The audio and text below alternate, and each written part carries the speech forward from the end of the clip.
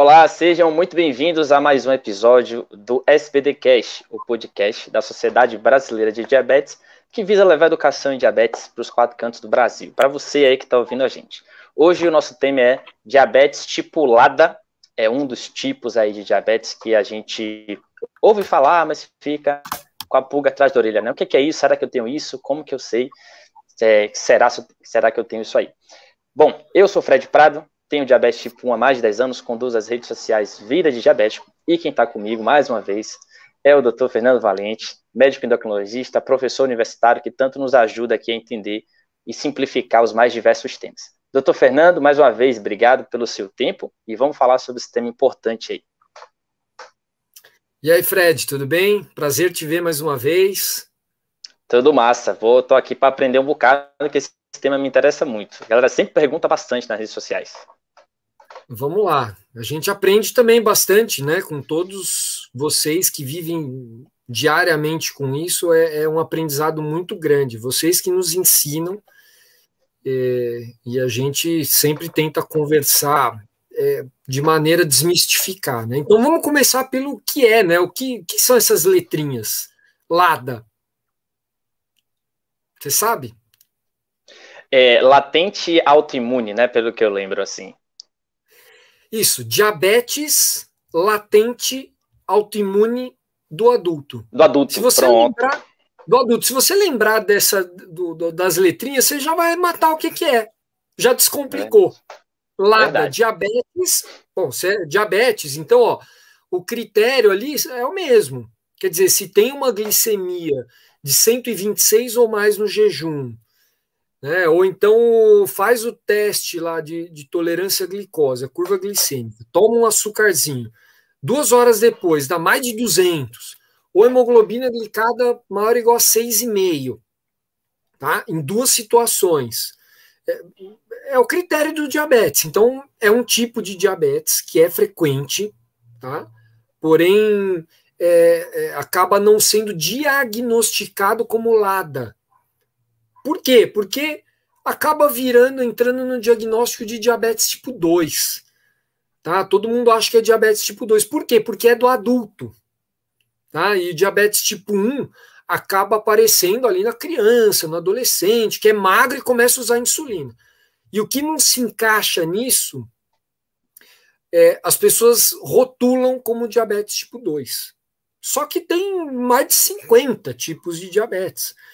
E o LADA, em alguns estudos, Fred, mostram que chega até 10% das pessoas diagnosticadas como tipo 2 podem ter LADA. Quer dizer, cada 10 pessoas que a gente vê com tipo 2, uma delas tem LADA e a gente não está sendo pode não estar sendo bem conduzida, porque o tratamento, o que vai acontecer, o prognóstico, o que esperar, tudo isso depende do tipo de diabetes, tá?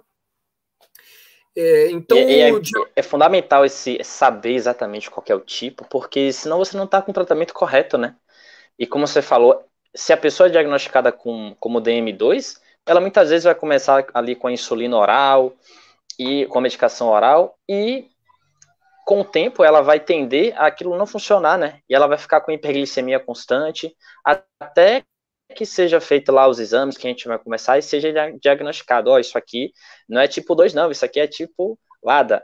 E é de fato interessante falar que o DM1, por mais que aconteça aí na fase da infância e da adolescência, ela também acontece em várias faixas etárias, inclusive com mais de 40 anos. E o tipo LADA, até onde sei, e aí me corrija se eu estiver errado, é muito comum acima dos 30 anos, né? 25, 30 anos de idade, que a pessoa vai lá e desenvolve. A diferença para o tipo 1, meu amigo, é que você passou mais tempo aí com a sorte de não precisar de insulinoterapia, mas você vai precisar da mesma forma.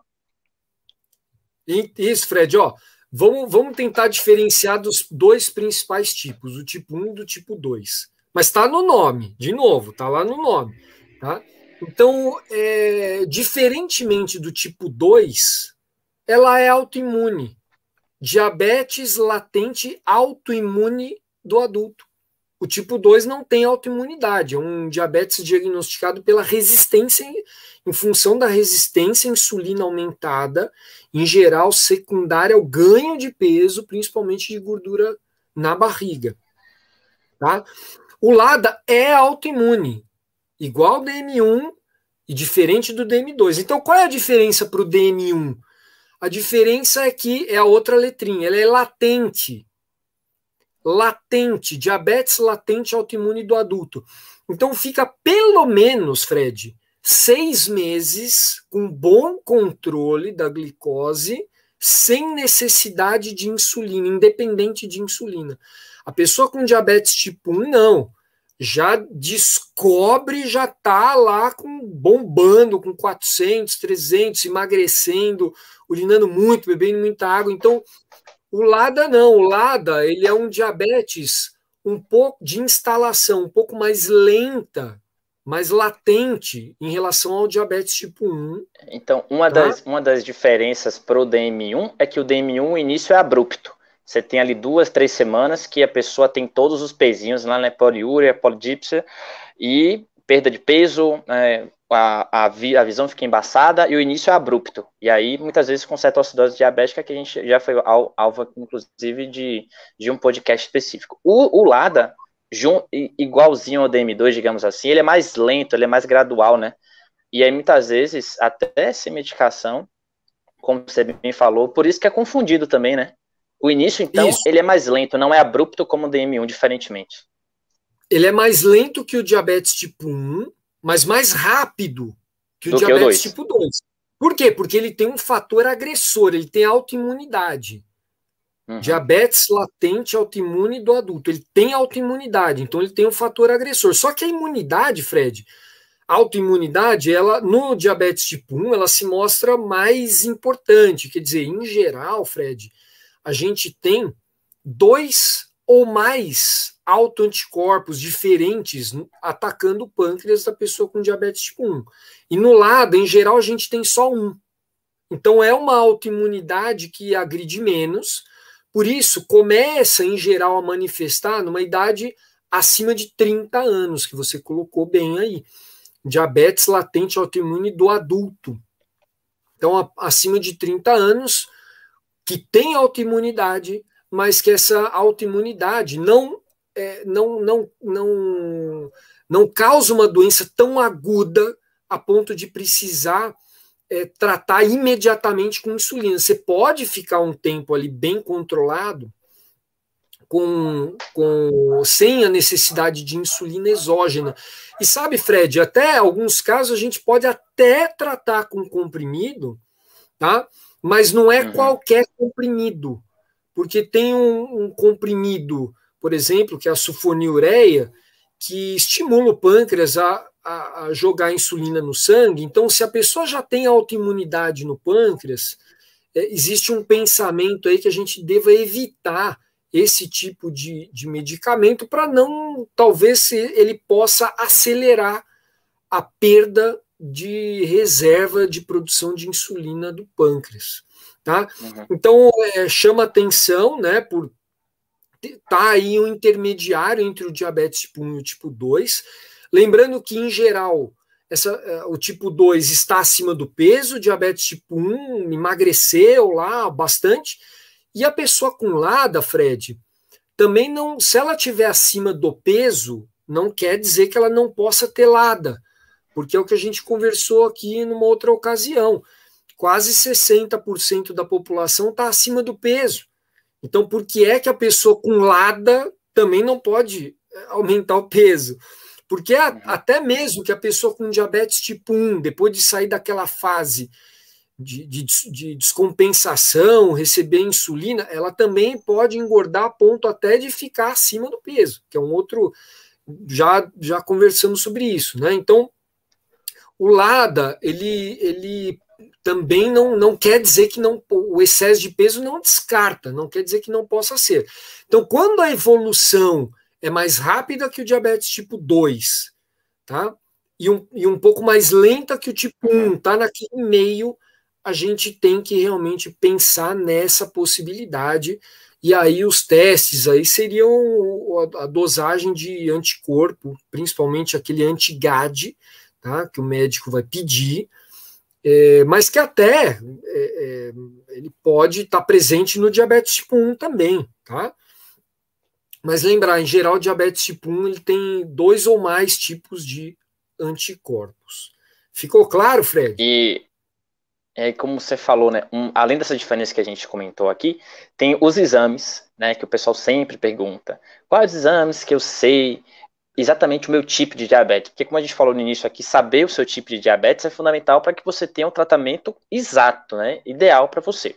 O tipo 1, os exames que o médico geralmente pede, né, são relacionados aos anticorpos lá, né, o anti-ilhota, o anti-insulina, o anti-GAD, que é o famoso aí, tem também, né, antitransportador de zinco, e tem o peptídeo C, que é relativo à produção de insulina.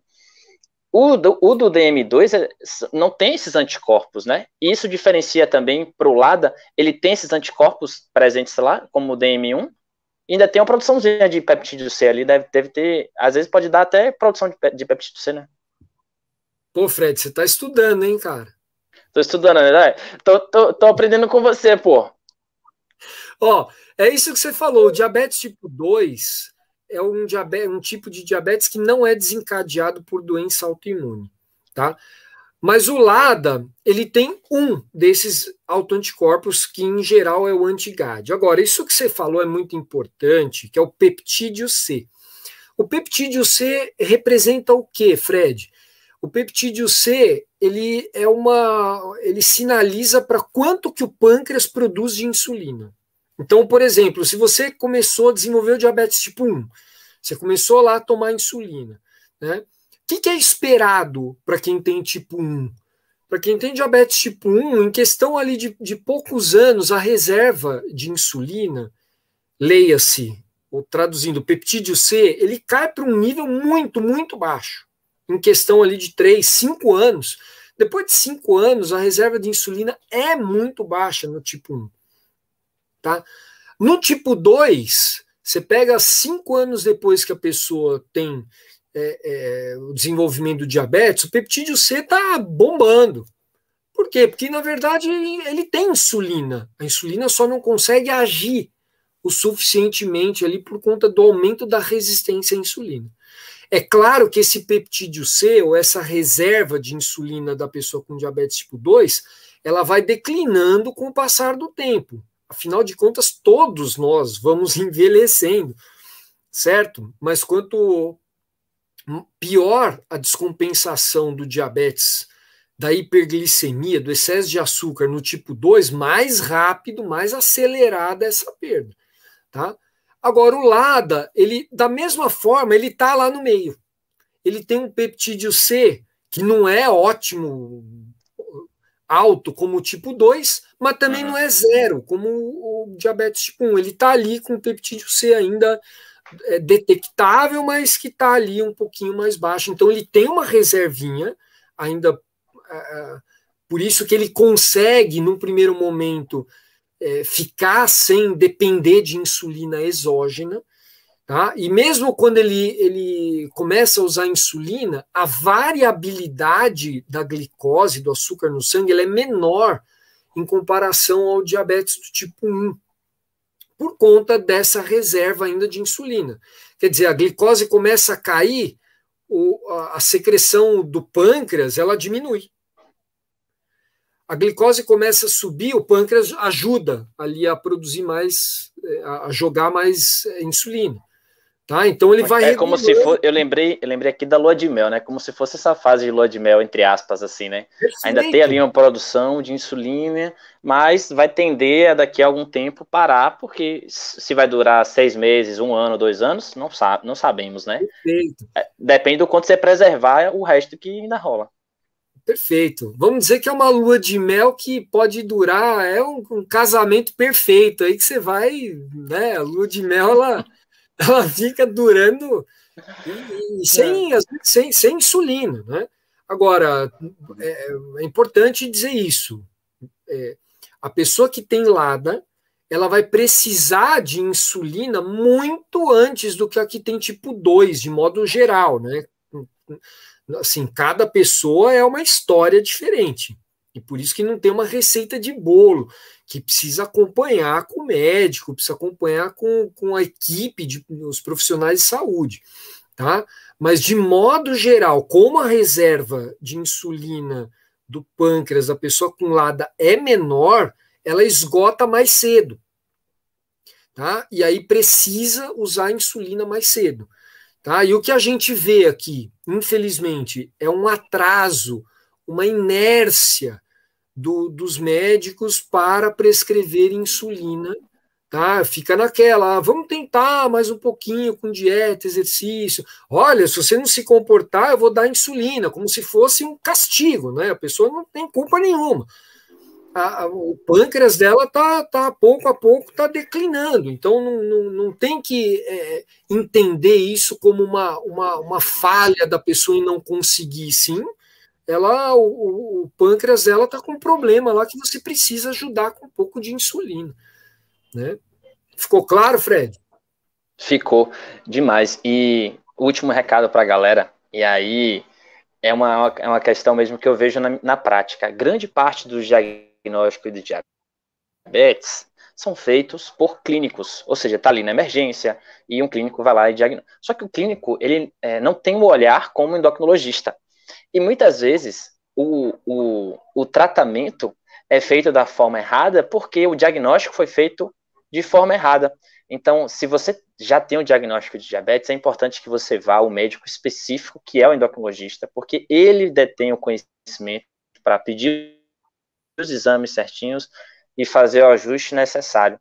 É ele que vai saber exatamente qual tipo de insulina, qual tipo de medicação que você vai precisar. Eu vejo muito erro nesse sentido aí, né? Que a pessoa passa um tempão com o tratamento errado, acha que não está funcionando, acha que era para estar certo, só que infelizmente ela tinha um tipo que não estava correspondendo, né? Eu vejo muito isso na prática. Então é importante ter esse cuidado aí. Fred, olha, é importante isso que você falou. E olha, 90% das pessoas com diabetes tipo 2 estão sendo conduzidos por clínicos. Tá? E não há mal nenhum em ser clínico.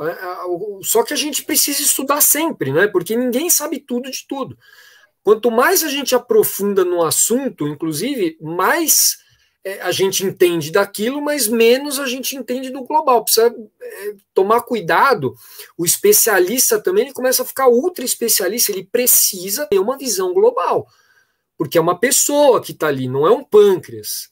Né? É uma pessoa que está ali, tem tem sentimento, tem que lidar com a psicologia, tem que entender se não tem outra doença em outro órgão, e saber os seus limites. O profissional precisa saber também, olha, se ele não está tendo habilidade para conduzir, ele realmente precisa encaminhar. Eu acho que isso é importante. O que pode chamar atenção para a possibilidade de LADA, já que você colocou aí para o clínico, né, é a presença de outras doenças autoimunes, Fred. Porque quem tem uma doença autoimune tem mais chance de ter outras. Então a pessoa tem um diabetes ali que apareceu não tão cedo quanto o tipo 1 usualmente aparece, mas também não tão tarde quanto o tipo 2, tem um peso mais ou menos normal, aí vai ver, tem lá uma doença autoimune na tireoide, tiroidite de Hashimoto, ou tem uma doença celíaca, intolerância ao glúten, que é autoimune no intestino, que tem diarreia, você entendeu? Então isso pode chamar atenção que o diabetes pode ter um componente autoimune também. Mas é aquilo que a gente fala, né, Fred? É estudar sempre. O conhecimento ele tá sempre em renovação e a gente precisa sempre se atualizar. E os clínicos, eles podem se capacitar, tem plenas condições, onde a gente tem aí as diretrizes que estão sendo lançadas, né, da Sociedade Brasileira de Diabetes, estão aí à disposição de maneira gratuita e no final das contas, é para isso também que a gente faz esse podcast, né, aqui para o público se inteirar, e tem também lá o podcast para o profissional que queira aprofundar no assunto. Beleza, Fred? Total. Mais uma vez, obrigado pelos esclarecimentos que tornam diabetes mais simples, né? Acho que uma das missões que a gente tem é essa, né? Simplificar o que é complexo. E a medicina evolui tão rápido, né? Que a gente acaba ficando tendo que se atualizar com uma frequência muito grande, porque isso, a medicina está evoluindo, né? Muita coisa boa acontecendo, e a gente não pode parar de estudar nunca. E, enfim, galera, obrigado pelo tempo de vocês também. Espero que a gente tenha conseguido esclarecer esse tema super importante e a gente se vê no próximo SPD Cast. Doutor Fernando, valeu. Abração, Fred. Até mais. Um abraço. Tchau, tchau. Tchau. Pronto. Mais 20 minutinhos para conta. Beleza, beleza. Ficou legal, gostei. Você deu risada aqui, Tainá? Foi a hora que o Fred deu uma aula de medicina aí, você falou que ele estava estudando, e eu ri sozinha também aqui, quando vocês falaram do Ironman para gestante, eu não dei conta, não. Imagina. Não, porque de repente fala, depois acontece alguma coisa, falou, o doutor Fernando mandou, né? Iron grávidas, Iron gravidinhas. Iron gravidinhas. Ai, vamos lá que dá tempo. Então vamos lá. Mais mais mod. Eu não sei nada de mod, não. Bora. Só vou ouvir. Vamos fazer pergunta. Então deixa eu sair, vou rodar de novo.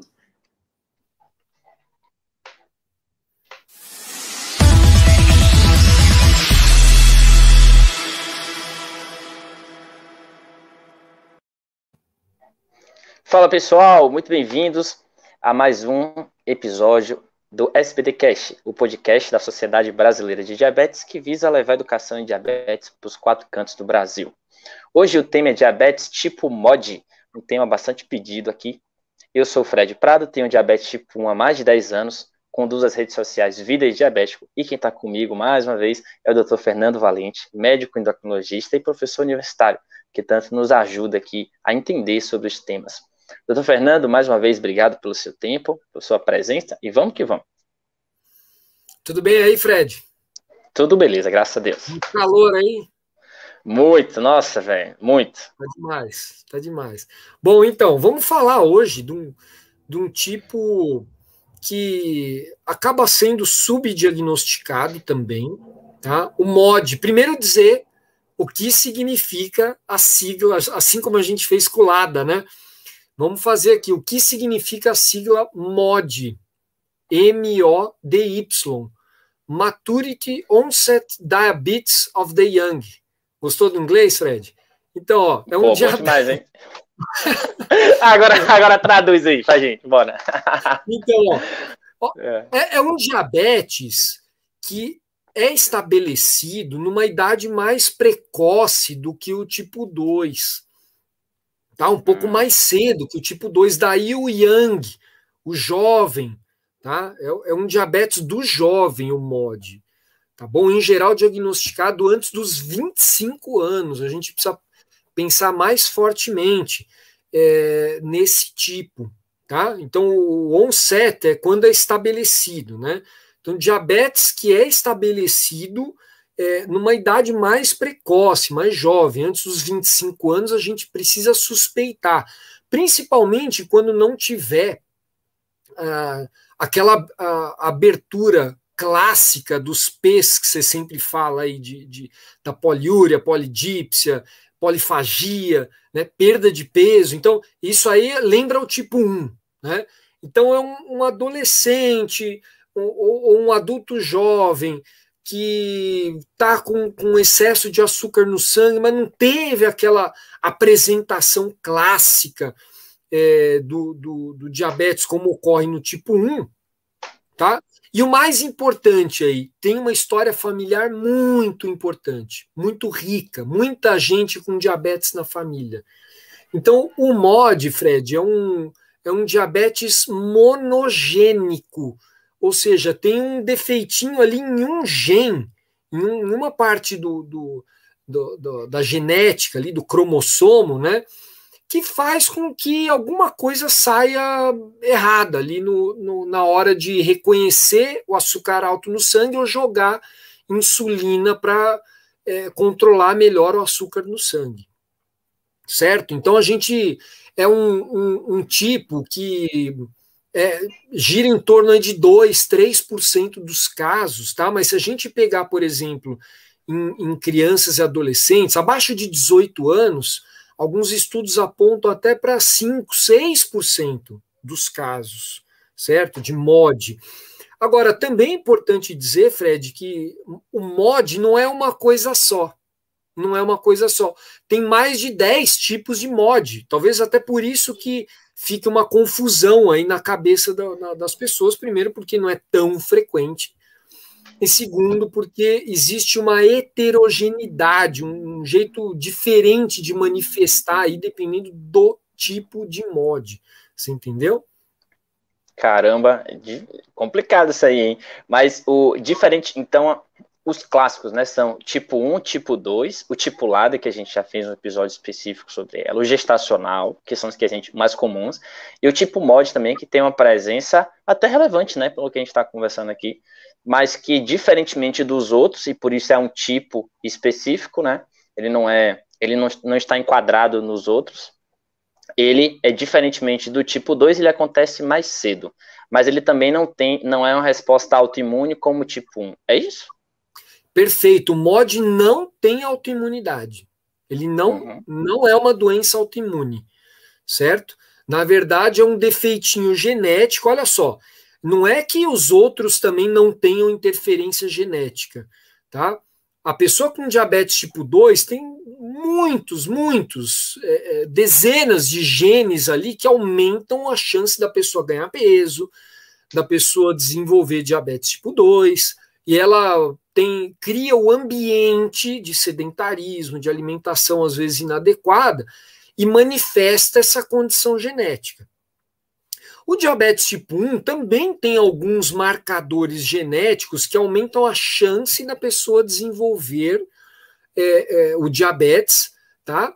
E através da doença autoimune. Ela desencadeia a doença autoimune e o anticorpo ataca o pâncreas e destrói o pâncreas e a produção de insulina, e a pessoa tem que usar insulina.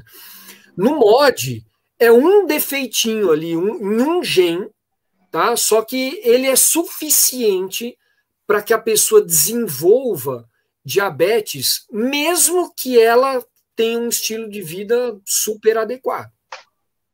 E como que é feito o diagnóstico desse tipo de diabetes?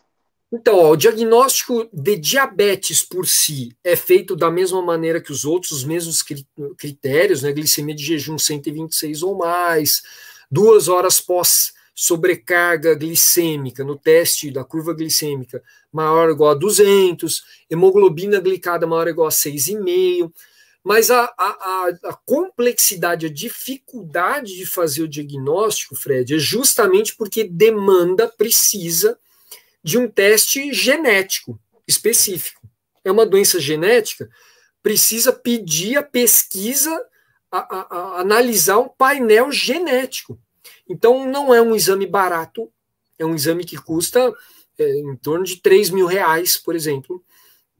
Então, a gente precisa, idealmente, ter um pouco mais de certeza para fazer essa investigação, porque isso não é barato. Então, até tem algumas calculadoras, por exemplo, para o endocrinologista, para o clínico, ter uma ideia melhor, né, da probabilidade disso acontecer, a ponto de valer a pena, vamos dizer, fazer esse teste genético.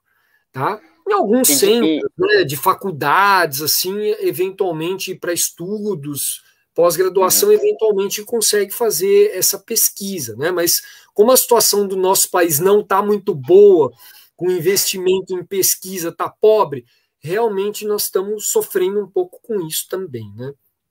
E qual a importância de ter o diagnóstico ali do tipo MOD? Porque a gente tem conversado, né, que os diferentes tipos revelam diferentes tratamentos. Isso, o MOD, qual que é o tratamento, qual a importância de diagnosticar? Eu acho que você tem MOD, vai fazer o teste, tem um MOD, qual que é o tratamento, qual que é a importância disso, diferentemente dos outros, né? Porque imagino que até se saber que é o MOD, isso é tratado de alguma outra forma. Exato. Em geral, o MOD que a pessoa que tem MOD e é diagnosticada numa idade muito jovem, em geral, o médico, olha lá, uma criança magra, ele vai prescrever insulina. Aí começa a fazer hipoglicemia, tal, e o tratamento eventualmente a pessoa pode ter uma boa resposta com outro tratamento que não a insulina, tá? Mas num momento posterior, a insulina também pode ser um tratamento dependendo do tipo de MOD, tá? Agora, se o diagnóstico for feito num momento posterior, numa idade um pouco mais para frente, essa pessoa vai receber o rótulo provavelmente de um diabetes tipo 2, certo? E aí vai lá receber metformina, eventualmente vai receber a sulfonilureia, que veja, para o LADA era um diagnóstico, era um tratamento que não era muito bom. Aqui para o MOD, dependendo do tipo de MOD, é o tratamento mais correto. Você veja como é importante a gente fazer o diagnóstico diferencial com outros tipos de diabetes, porque o que pode piorar, acelerar a perda para de função do pâncreas, para o outro, para o MOD aqui, o que acontece? É um tratamento para o MOD 3, por exemplo, que é o mais frequente, que a gente chama de MOD HNF1-alfa. É o defeito genético lá do MOD 3, que é o mais frequente. Tá? Então, é um tipo que pode evoluir para a necessidade de insulina, pode evoluir para complicação, então precisa receber o tratamento adequado e muitas vezes responde muito bem com esse tratamento aí da sulfonilureia. Tá? Da gliclazida, até da glibenclamida, que é uma coisa que a gente não gosta muito de dar para quem tem diabetes tipo 2, por exemplo, que dá mais hipoglicemia. Tá? Então é importante a gente fazer esse diagnóstico. O que, resumindo para você, o que é que vai chamar atenção para se pensar no MOD? É um diabetes que apareceu mais precocemente, que não tem anticorpo, e você olha a história familiar. A história familiar, a pessoa tem, em geral, 2 ou 3 gerações acometidas. Tem a mãe ou o pai, tá? Avô ou avó acometido. E aí vai ver, tem também um grande número de irmãos acometidos. Então você tem, a pessoa tem 6 irmãos, 5 tem, por exemplo. Essa é uma coisa que a gente não vai encontrar em quem tem diabetes tipo 1, por exemplo, certo? Uma prevalência, um número tão alto entre irmãos. Então, isso mostra um caráter genético, tá? Independente do ambiente. Então, muitos irmãos acometidos, 2 a 3 gerações, anticorpo não está presente, negativo, tá? Aparecimento precoce. Tá? O MOD 3 especificamente pode, inclusive, sair açúcar pela urina, fazer o diagnóstico pelo açúcar na urina, tá? Que está bem aumentado até desproporcionalmente. Tá? Agora, é importante dizer também, Fred, que tem um tipo de MOD, que é o MOD conhecido como MOD 2, ou MOD GCK, ou MOD glucoquinase, ou glicoquinase, que é a enzima, que é o sensor da glicose do pâncreas, e o pâncreas tem essa enzima, para identificar o quanto de açúcar tem no sangue para jogar a quantidade correta de insulina. Se essa pessoa tem uma mutação nesse sensorzinho do pâncreas, ela vai jogar insulina só quando a glicose estiver um pouquinho mais alta. Então é um tipo que não dá confusão, que não dá complicação. Daí a importância de fazer esse diagnóstico correto, porque é uma mutação nessa enzima específica. Tá? Mas aí a gente já vai entrar em muito detalhe. Eu acho que o objetivo aqui desse podcast é a gente sinalizar para a existência desse tipo, que não é tão frequente, mas ele não é absolutamente raro. tá? As pessoas podem, de repente, ter aí o MOD, né, que tem diabetes, e ele pode ter um tratamento específico e um acompanhamento individualizado para o risco, tá, de complicações, que pode ser baixíssimo, quase nada no MOD 2, ou pode ter mais, por exemplo, no MOD tipo 3. Ficou um pouco muito mais massa. claro? Nossa, aprendi muito aqui. E para mim é evidente o quanto que é complexo, né? O corpo humano é extremamente complexo, a gente precisa cada vez estudar mais. E se você já tem, para a galera que está ouvindo a gente, se você já tem o diagnóstico de algum tipo de diabetes, vai ao endocrinologista para buscar mais a fundo, porque a gente estava conversando aqui sobre. A gente conversou basicamente em episódios aqui 6 tipos de 6 tipos de diabetes. Mas existem, pelo que você falou, mais de 50, né? Então, saber o seu tipo de diabetes, por mais não comum que seja, vai possibilitar que o tratamento seja mais ainda ajustado, individualizado, para que você consiga manter a glicemia bem controlada e, assim, viver bem, sem complicações. Beleza? Missão cumprida, né? Beleza, Fred. Então é isso. Nos vemos numa próxima. Valeu, galera. Até o próximo SPD Cash. Tchau, tchau. Grande abraço.